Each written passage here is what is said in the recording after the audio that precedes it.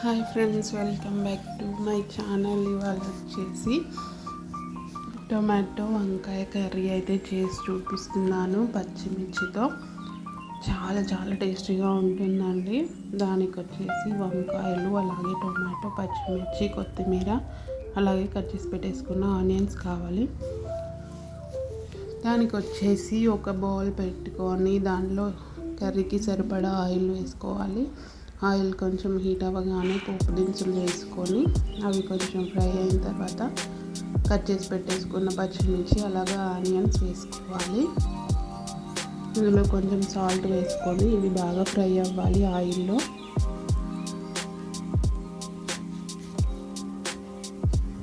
చూడండి, ఇలా లో ఫ్లేమ్లో, మీడియం ఫ్లేమ్లో పెట్టేసుకొని బాగా ఫ్రై చేసుకోవాలి పచ్చిమిర్చి, ఆనియన్స్ అయితే.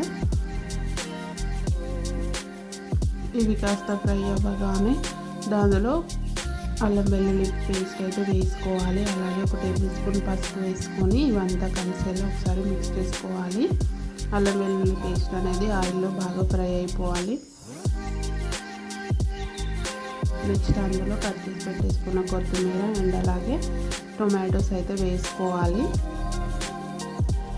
చూడండి, ఇవి వేసుకున్న తర్వాత మళ్ళీ అంతా కలిసేలా ఒకసారి బాగా మిక్స్ చేసేసుకొని ఇవి మగ్గనివ్వాలి. టొమాటోస్ అయితే మూత పెట్టేసుకొని మగ్గనివ్వాలి.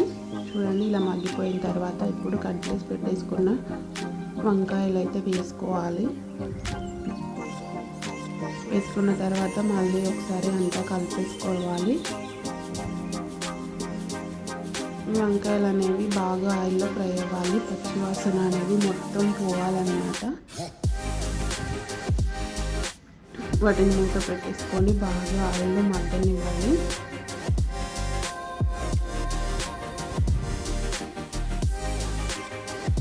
చూడండి, ఇలా బాగా మగ్గిపోవాలన్నమాట.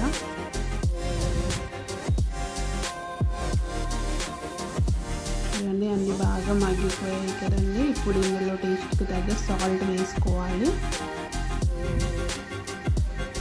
ఇలా సాల్ట్ వేసుకొని అంతా కలిసేలా బాగా మిక్స్ చేసేసుకోవాలి.